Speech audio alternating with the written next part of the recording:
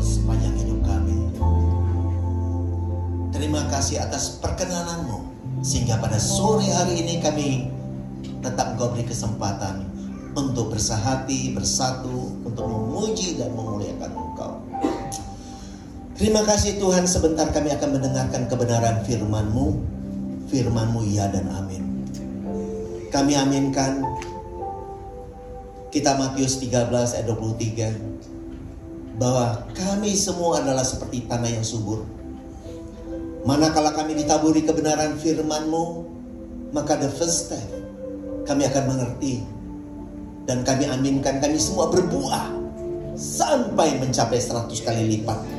Walau ada yang 60, ada yang 30. Tapi kami mau mencapai sampai yang 100 Tuhan. Untuk itu Tuhan, perbaharui pikiran dan hati kami.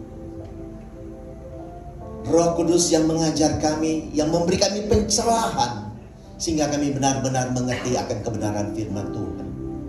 Terpuji nama-Mu, siapkan hati kami semuanya Tuhan. Hanya di dalam nama Yesus, bagi kita yang siap mendengarkan kebenaran firman Tuhan, mari sama-sama kita katakan amin. Salam saudaraku. Salam, selamat sore, selamat sore. Pertama sekali terima kasih Bapak Pendeta Amos dan semua pekerja dan semua sahabat yang ada. Terima kasih pada sore hari ini. Ya, saya bisa bertemu dengan Bapak-Bapak Ibu dan kita akan mendengarkan kebenaran firman Tuhan. Silakan ditayangkan firmannya ya ini. Saya Paruntungan Girsang. Kalau dengar nama Paruntungan Girsang, yang pasti Bapak Ibu bukan dari Solo, itu udah pasti. Iya, iya kan? Udah pasti bukan dari Solo. Ya, saya dari Sumatera Utara. Ya, nah itu nama saya, itu istri saya ini. Ya, Bapak Ibu Saudaraku, Amsal 25 berkata, ini sangat dahsyat ya. Nih, kemuliaan Allah ialah apa? Merahasiakan firman-Nya. Ya, sesuatu itu adalah firman-Nya. Merahasiakan firman-Nya. Tetapi kemuliaan raja-raja ialah menyelidiki firman itu. So, kemuliaan yang Tuhan berikan kepada saudara dan saya adalah to share, menyelidiki kebenaran firman, sehingga firman itu kita mengerti sempurna. Kita tahu dan menghidupi firman dalam kehidupan saudara dan saya. Ada amin? Nah, itulah kemuliaan yang Tuhan berikan. Nah, kemudian yang saya tadi katakan, Matius 13:23, kita inilah tanah yang subur, yang siap ditaburi firman. Manakala kita membaca kebenaran firman, mendengarkan kebenaran firman, apa yang pertama sekali adalah mengertikah kita, gitu loh. Kita mesti bisa ngerti nggak? Baru berikutnya apa? Berbuah 100 kali lipat, 60, 30. Nah, kita marilah punya antusias yang ingin Tuhan, aku ingin bertumbuh, berbuah 100 kali lipat, gitu loh. Ya, amin ya. Kita mau sampai ke sana, Bapak Ibu.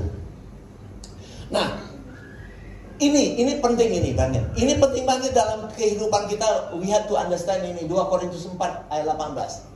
Jadi Paulus menekankan kepada jemaatnya, kepada kita semua, bahwa marilah kita fokus dalam kehidupan kita, bukan kepada hal-hal yang terlihat dengan mata kepala kita secara kasat mata. Karena semua itu adalah sifatnya apa? Sementara. But kita diajarkan we have to focus apa? Fokus kepada hal-hal yang tidak terlihat. Hal-hal yang sifatnya spiritual. Ya, itulah yang kekal. Kalau disebut tubuh Kristus, itu nggak kelihatan. Ya, nggak kelihatan. Walaupun kita ini dikatakan jemaatnya, tapi tubuh Kristus itu adalah apa? Adalah orang percaya dalam mindset yang baru, dalam jiwa kita yang telah dimerdekakan, telah diselamatkan. Itulah kumpulan, itulah tubuh Kristus. Nah, kebetulan dia ada stay di dalam daging kita ini. Karena daging ini pada satu titik juga akan pergi, betul nggak? Tapi jiwa kita yang telah menyatu dengan Roh Tuhan akan lasting selama-lamanya. 1 Korintus 6 ayat 17 katakan, tetapi siapa yang mengikatkan dirinya pada Tuhan menjadi satu roh dengan Dia. Dahsyatnya, saudara, kalau Anda mengerti bahwa Anda menjadi satu roh dengan Tuhan, wow, dahsyat sekali saudaraku. Ya, ini penting banget dalam kehidupan kita sebagai orang percaya. Kita harus mengerti kedalaman firman more deeply and deeply. Sampai kita dalam mengerti dan menghidupinya in your daily life. Dalam kehidupan sehari-hari, saudara-saudara menghidupi kebenaran firman itu. Kalau tidak, kita sama dengan dunia ini akan celaka, saudara. Ya, oke, next. Nah, pertanyaannya yang sangat mendasar bagi kita hari ini, apa dan bagaimana agenda Tuhan dalam hidup saudara dan saya, dalam kehidupan kita sebagai jemaatnya, sebagai gerejanya. Oke, next. Nah, mari kita dalami ini, bagian ini. Nah, apa dan bagaimana agenda Tuhan? Saudara dan saya, kita semua yang ada di Jakarta, ada yang di Pamulang, ada di mana-mana. Kita hidup dalam perkembangan lingkungan strategis. Ya, sekarang di tahun 2024, sebentar lagi ada pemilu. Kita, dimanapun kita berada, kita tidak terlepas dari perkembangan lingkungan strategis, baik itu global, regional, nasional. Semua hal yang terjadi di global ini mempengaruhi hidup setiap orang. Suka nggak suka, itu yang terjadi. Baik itu perkembangan ilmu pengetahuan teknologi, informasi, AI, apa aja, semua terjadi. Kalau kita tidak mampu mengadopsi atau kita ikut dalamnya, ya kita tertinggal. Ya, tertinggal. So, perkembangan lingkungan strategis sebagai itu ekonomi, politik, geopolitik, ya apapun budaya, seni, itu semua mempengaruhi hidup setiap orang. Tapi bagaimana anak-anak Tuhan tetap eksis hidup dalam kebenaran? Amin. Ini penting. Karena manakala mungkin ada orang akan ditempatkan sebagai pejabat, ya, duduk sebagai menteri, sebagai bupati, sebagai gubernur atau apa. Apakah kita tetap eksis? Bahwa kita tetap menjadi anak Tuhan yang benar, menjadi keteladanan, inspirasi di organisasi di mana saudara ada. Ini penting. Ya, ini penting. Jangan begitu jadi menteri, korupsi. Ya, ditangkap tuh menteri-menteri, ya enggak? Iya kan? Enggak boleh. Enggak boleh abuse of power di mana kita ada. Ini yang kita mau, saudara. Karena hidup cuma sementara. Berapa banyak pun kekayaan yang saudara miliki, nggak ada yang dibawa pulang, nggak dibawa ke dalam kubur. Walau orang suami keluarganya bawa ada Alkitab di dalamnya, iya kan? Ada taruh minyak wangi kali, nggak tahu taruh apa, taruh sepatu yang baru, kita nggak tahu, taruh bajunya, iya kan? Nah, itulah orang-orang yang terlalu sayang sama yang meninggal dunia. Nggak ada bawa apa-apa, saudara. Kita datang juga telanjang, pulang juga nggak bawa apa-apa. So, saat kita masih hidup di bumi inilah, create, ukirlah kehidupan ini sehingga begitu indah dalam hidup ini. Itulah yang akan membawa kedamaian dalam jiwa saudara. Waktu saudara melakukan kebenaran, apa yang ada? Anda mengalami happiness dalam hidup saudara. Waktu saudara tidak terlibat dalam dosa atau kesalahan besar itu, saudara happiness loh. Waktu saudara lewat dari lubang jarum itu hati Anda senang, berbunga-bunga gitu. Tapi waktu Anda masuk dalamnya, apa yang terjadi? Intimidasi terjadi dalam jiwa saudara. Saudara merasa tertuduh, saudara salah, dan itu akan menekan hidup saudara. Dan saudara tidak akan maju. Mungkin nggak bisa makan seminggu kali. Bisa terjadi loh ya. Ya kira-kira demikian. Inilah hidup. Nah, sekarang, dalam kehidupan lingkungan strategis, perkembangan lingkungan strategis global, regional, nasional, dan dimanapun kita ada di lingkungan, ingat, Yesus Kristus Tuhan itu adalah Allah yang roh. Ada amin. Kita harus tahu bahwa Allah itu roh, sang firman itu. Dia karena kepentingannya untuk menyelamatkan manusia, maka dia turun menjadi manusia. Ya, dia bukan manusia, bukan. Dia Tuhan yang mengambil rupa manusia. Asalnya dia apa? Dia sang firman. Dia itu roh. Makanya kalau nanti baca di 1 Korintus 15 ayat 45 dikatakan, Adam yang pertama menjadi makhluk yang hidup, tetapi Adam yang akhir menjadi roh yang menghidupkan. Dahsyat ya? Apa itu roh yang menghidupkan? Inilah penggenapan apa yang disebut di Taman Eden, pohon kehidupan. Jadi pohon kehidupan di Taman Eden, istok, itu adalah gambaran. Penggenapannya adalah waktu Yesus bangkit, dia telah menjadi roh yang menghidupkan. Inilah penggenapan dari apa yang disebut pohon kehidupan. Makanya kita dihidupkan, kita dilahirkan baru di dalam Kristus waktu dia bangkit. 1 Petrus 1 ayat 3 berkata begitu. Kita dilahirkan di dalam Kristus, dilahirkan kembali. Inilah yang dikatakan kepada Nikodemus, di mana Nikodemus tidak mengerti apa kata dilahirkan kembali. Ingat, Nikodemus hidup satu zaman dengan Yesus, bertatap muka, berhadapan dengan Kristus. Tapi waktu dikatakan, kalau engkau tidak dilahirkan kembali, engkau tidak bisa melihat kerajaan Allah. Tapi saudara dan saya hari ini, kita benar-benar mengerti apa yang disebut dilahirkan kembali di dalam Kristus.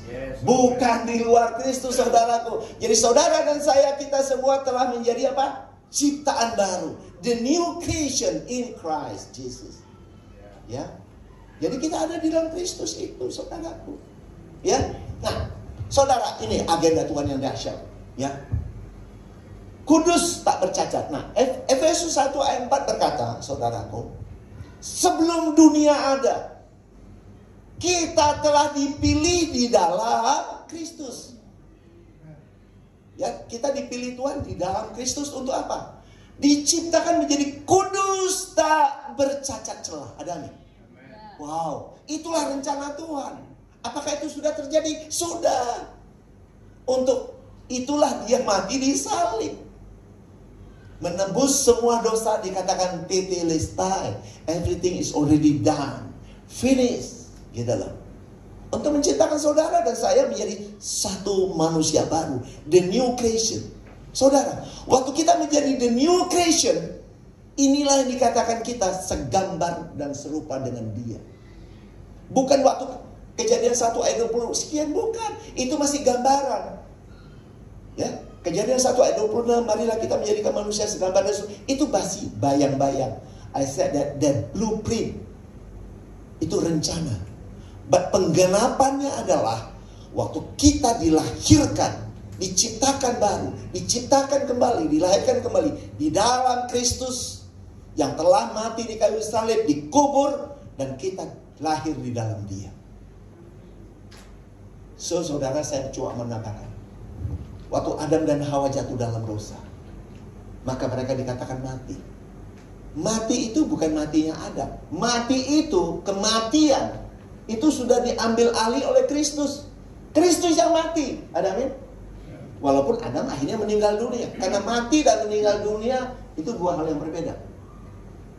Bapak Ibu, kematian, maut is different with meninggal dunia. Meninggal dunia tubuh jadi tanah. Tapi mati adalah keterpisahan, kehilangan kemuliaan Allah, keterpisahan dengan Tuhan. Itulah kematian. Makanya di firman Tuhan, Yesus waktu ada seorang muda mau ikut dia, wah jangan dulu dong, aku masih orang tua aku nih, meninggal dunia aku mau kuburi. Biarkanlah orang mati menguburkan orang mati. Jadi bukan orang yang udah meninggal dunia menguburkan orang meninggal dunia. Enggak, it's not something like that. Jadi artinya orang yang tidak percaya, biarkan aja lah mereka menguburkan orang yang gak percaya. Orang yang gak punya relasi sama Yesus, udah biarin aja, lu ikut saya gitu. Jadi mati adalah keterpisahan dengan Tuhan. Mati adalah kehilangan kemuliaan Allah. Makanya Yesus waktu disalib dia bilang apa? Eloi, Eloi lama sabachthani. Mengapakah engkau meninggalkan aku? Pada saat itu terjadi keterpisahan antara Tuhan dengan dosa. Ada nggak? Nah, maka dia merebut kerajaan maut itu. Alam maut itu. Ya, dia turun ke alam maut, dia merebut kunci kerajaan dan dia alih, gitu. Dia hidup, gitu. Nah, inilah dahsyatnya firman Tuhan, saudaraku. Nah, jadi dikatakan kita diciptakan. Ibrani 10 ayat 10 berkata, oleh karena kehendaknya lah, saudara dan saya orang percaya semua telah dikuduskan satu kali untuk selama-lamanya. Beri kemuliaan dong bagi Tuhan. Ya, dahsyatnya. Jadi saudara ini adalah orang kudus. Dan saya tadi, aku ini orang berdosa. Saya mau tanya, siapa yang sering bilang orang berdosa? Aku ini orang berdosa. Masih ada? Udah tobat. Saudara, kalau ada di antara kita berkata, akulah orang berdosa, Kalau saudara berkata begitu, saya mau katakan saudara mengkhianati karya salib Kristus. Tapi waktu saudara kan, aku puji Tuhan, aku adalah orang yang telah dikuduskan di dalam Dia. Aku tak bercacat celah di dalam Kristus. Waktu saudara berkata gini dan klaim kehidupan ini, maka saudara menjadi hidupnya luar biasa. Percaya omongan saya ini. Karena saya sudah praktekkan. Saya praktekkan dalam kehidupan saya ini orang benar. Bukan sombong loh. Memang itu identitas kita. Saudaraku, bangga dong, senang dong. Identitas kita adalah kita orang benar. Ini jangan bilang Prabowo, meja ya. Kita orang benar, saudaraku. Kita orang benar. Saudara sekalian, aminkan. Puji Tuhan, aku orang benar. Aku orang kudus, orang tak bercacat celah dalam hidup ini. Hidupi itu dalam hidup saudara day by day in your life. Maka itulah yang terjadi dalam hidup saudara. Tapi if you say that I'm a sin, aku orang berdosa, saudara tahu apa akibatnya? Maka waktu ke sana lakukan kesalahan ini. Kenapa? Karena orang berdosa. Pasti saudara jatuh bangun. Kenapa? Karena saudara berkata saudara orang berdosa. Nanti minggu depan di gereja minta ampun lagi. Jangan saudaraku, jangan. Makanya saya mau mengajak, you have to understand your identity. Identitas kita itu melekat, hidupi identitas saudara bahwa saudara adalah manusia baru, manusia spiritual, manusia ilahi, saudara. Amin. Dahsyat. Dahsyat banget waktu kita mengerti dan menghidupi ini dahsyat, saudara. Wow, kayaknya saudara tahu apa? Di dalam in my mind, aku seakan-akan ingin hidup 1000 tahun lagi, saudara. Bener. Kayaknya, waduh, udah usia dah. Saya udah 67 tahun. Waduh, ternyata udah 67 tahun saya gitu loh. Ya, waduh, gimana ya? Walaupun saya pernah klaim sama Tuhan, kalau Lim Siolong dikasih meninggal usia 97 tahun, jangan lupa saya juga loh. Tapi kalau bisa saya bilang lebih lagi. Kan boleh ngomong-ngomong aja, nggak ada yang rugi kan, nggak ada yang dirugikan ya kan? Ngomong boleh Bapak Ibu. Jadi silakan ngomong sama Tuhan. Because what? Anda memiliki relasi intim dengan Dia. Ngomong-ngomonglah sama Tuhan. Tuhan, ini gimana ya? Ini gimana? Ngomong aja. Ya, berbicaralah sama Tuhan, dialog dengan Dia, keintiman dengan Dia. Dan itu sangat indah sekali. Ya, sangat indah sekali. Saya cerita sedikit aja lah ya, kesaksian saya ya. Kesaksian. Saudara tahu waktu saya masih letnan. Ini kesaksian. Ini kan ada orang-orang muda sedikit ya, untuk mendorong aja, memotivasi. Ya, orang yang muda-muda. Saya waktu letnan, teman-teman saya di kantor, para mayor itu cerita mereka ngambil S2 di UI. Ya, saya kebetulan sarjana elektro. Ya, saya bilang sama Tuhan, Tuhan, itu teman-teman S2 loh di UI. Tuhan beri saya kesempatan dong. Saya juga mau S2. Tapi ingat Tuhan, saya nggak mau dalam negeri, maunya luar negeri. Woi, sombong ya? Kenapa? Karena kita close. Itu kayak kita suami istri dekat gitu. Jadi nggak ada, oh, Tuhan begini, nggak ngomong aja Tuhan gini-gini loh. Tapi ingat loh Tuhan, gue nggak mau dalam negeri, maunya luar negeri. Saudara tahu, 1 tahun kemudian saya udah di Amerika, saudara. Yes, amen. Dahsyat nggak? Amen. Dahsyat nggak? Ya ini benar serius. Istri saya ikut, anak-anak saya ikut, saudara. And then waktu saya pangkat kolonel, saudara, saya bilang sama Tuhan dulu, Tuhan, aku mau lemahan mas Tuhan. Tapi ingat Tuhan, nggak mau di Jakarta. Saudara tahu, 3 bulan kemudian saya udah di Australia. Dahsyat kan? Itulah Tuhan kita, dahsyat sekali. Benar serius. Saudara miliklah keintiman dengan Tuhan. So, kita ini sangat berharga di matanya, saudara. So, waktu saudara masih menghirup nafas kehidupan, inilah betul-betul saudara memiliki relasi. Maka kalau udah meninggal nanti udah beda lagi, saudara. Iya kan? So, waktu saudara masih menghirup nafas kehidupan, inilah saudara harus mempraktekkan kehidupan bersama Dia. Relasi yang begitu intim bersama Tuhan. Ada amin. Rugi banget saudara kalau saudara nggak menghidup ini. Ada amin saudaraku? Wow, dahsyat sekali hidup ini loh saudara. Semuanya begitu indah. Indah banget saudara. So be happy in your life day by day. Berbahagialah dalam hidup ini. Karena cuma itu yang kita miliki. Ya kan? Harta yang banyak gak dimiliki, kok miliki lebih enak lagi gitu loh. Ya kan? Ya, so kebahagiaan, dia Tuhan bilang, kemuliaanku telah kutinggalkan kepadamu. Ya miliki, hidupi. Nangkap ya saudara. So be happy in your life day by day. Bersama istri, bersama keluarga, bersama komunitas, handai tolan, be happy. Ya, ini penting sekali. Nah, jiwa kita telah diselamatkan. 1 Petrus 1 ayat 9 berkata, engkau telah mencapai tujuan imanmu. Iman is talk about Christ itself, teman-teman. Iman is not talk about your faith, kepercayaanmu yang tinggi. Jadi iman bapak itu atau ibu itu nggak lebih tinggi dari ini. No, iman itu is talk about Christ itself. Itu iman itu Kristus itu. Nah, kalau nanti mau dibaca Bapak Ibu silakan baca di Galatia. Galatia 3 ayat 23 sampai 27 di sana kan. Kehidupan gini. Sebelum iman itu datang, kehidupan bangsa Yahudi dikurung oleh hukum Taurat sampai iman itu datang, sampai Kristus itu datang. Begitu Kristus itu datang, mereka tidak hidup dipimpin oleh hukum Taurat lagi, tapi oleh Kristus itu, sang iman itu. Maka Efesus 2 ayat 8 bilang apa? Oleh karena kasih karunia engkau diselamatkan oleh iman, oleh Kristus.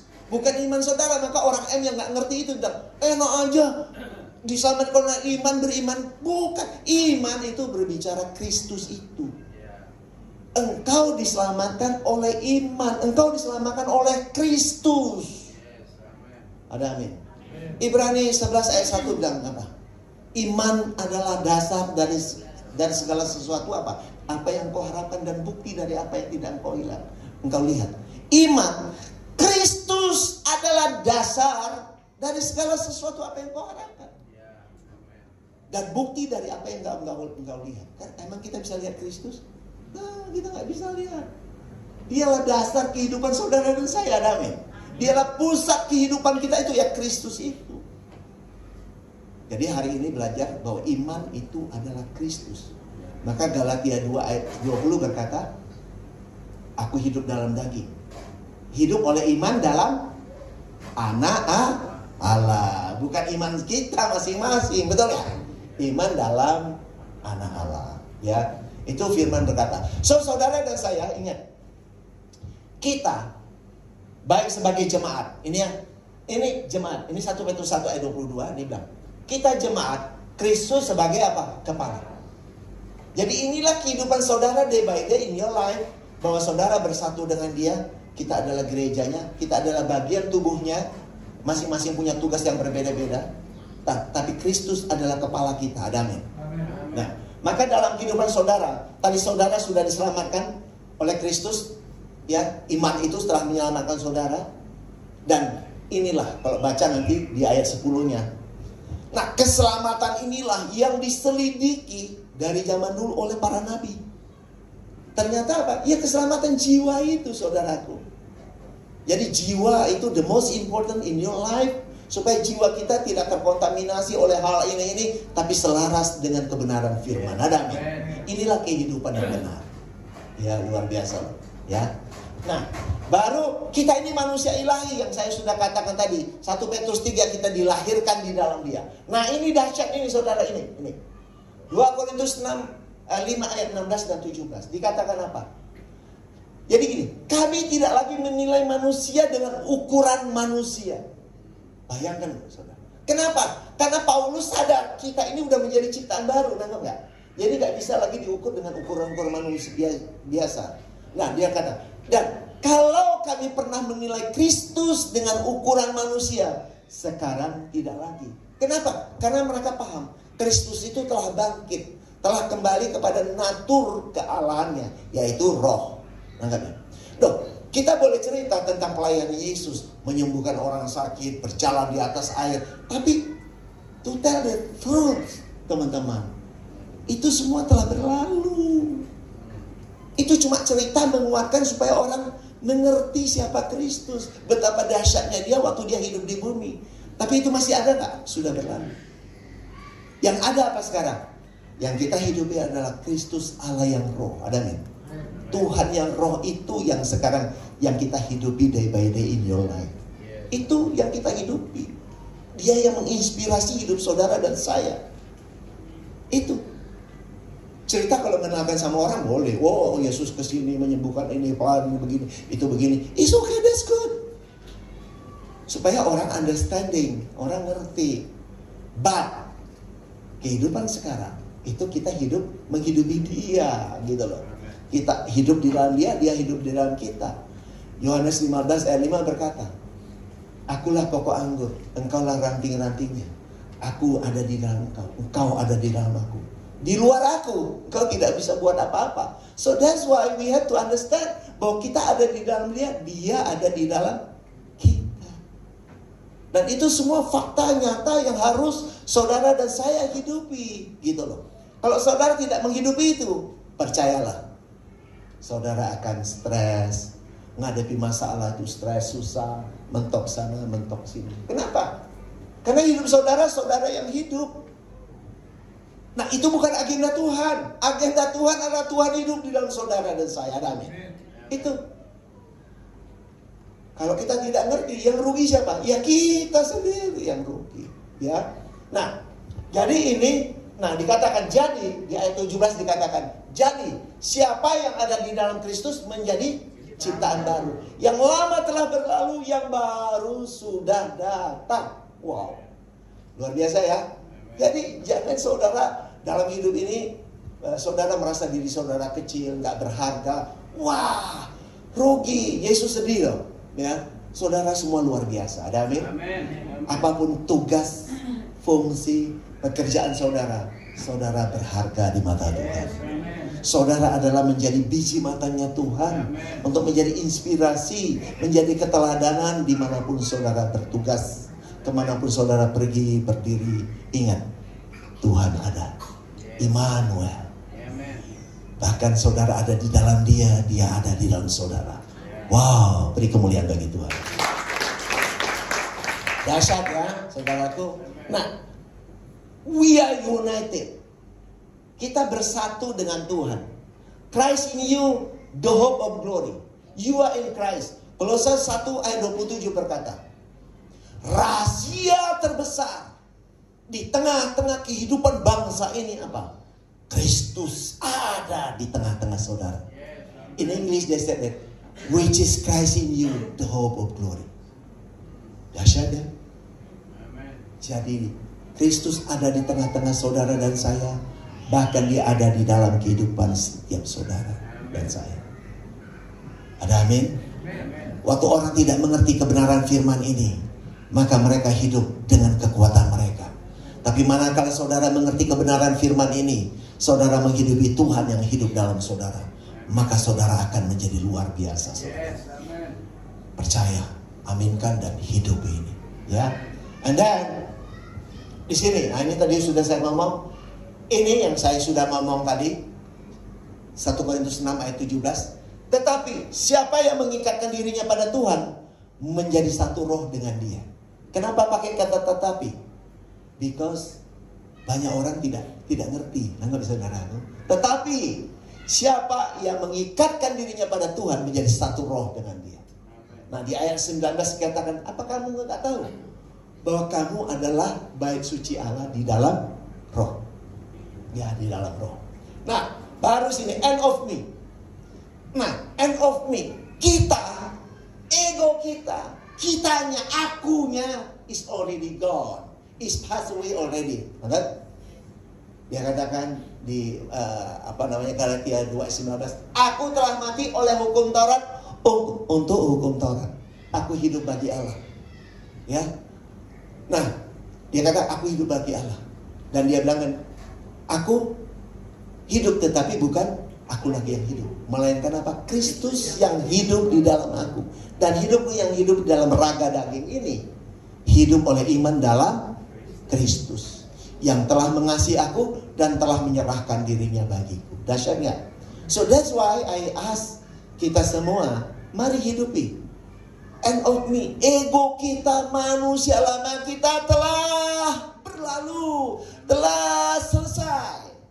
Kita sekarang hidup adalah hidup sebagai manusia baru, manusia ilahi. Ya, Tuhan hidup dalam saudara. Saudara memiliki hikmat yang dahsyat, yang luar biasa, yang meramu kehidupan ini. Ya, luar biasa ya. Nah, istri saya sudah ngingetin ini jamnya kan. Ya Pak, saya percepat ya. Nah ini, Yesus Kristus ada di dalam kita. Kalau tidak ada, kita tidak tahan uji. 2 Korintus 13 ayat 5 berkata, ujilah dirimu. Dia kata sampai kata ujilah dirimu. Apakah engkau tidak tegak di dalam iman? Selidikilah dirimu. Apakah Kristus Yesus ada tidak dalam dirimu? If not, jika tidak, engkau tidak tahan uji. In English they say that, unless, kalau nggak ada ya, unless you are disqualified, Anda nggak diskualifikasi dalam hidup ini. So, mari kita hidupi Kristus yang ada dalam hidup saudara dan saya. Kristus yang mana? Kristus Allah yang roh. Ada amin? Nah, katanya makanya engkau diberi rohnya Tuhan, betul? Ya, Allah yang roh. Ya, bersyukurlah sebab Anda memiliki relasi dalam roh dan kebenaran. Yohanes 4 ayat 24. Ya, miliki relasi ginosko dalam Tuhan, dalam roh dan kebenaran. Ya. Nah, hendaklah dalam hidup kita, Filipi 2 ayat 5 berkata, dalam kehidupan kita sehari-hari, marilah kita mengenakan pikiran Kristus dan perasaannya dalam kita. Karena dia kepala, kita tubuhnya, amin. Jadi dalam kehidupan kita sehari-hari, mari kita kenakan pikiran Kristus dan perasaannya dalam kehidupan kita.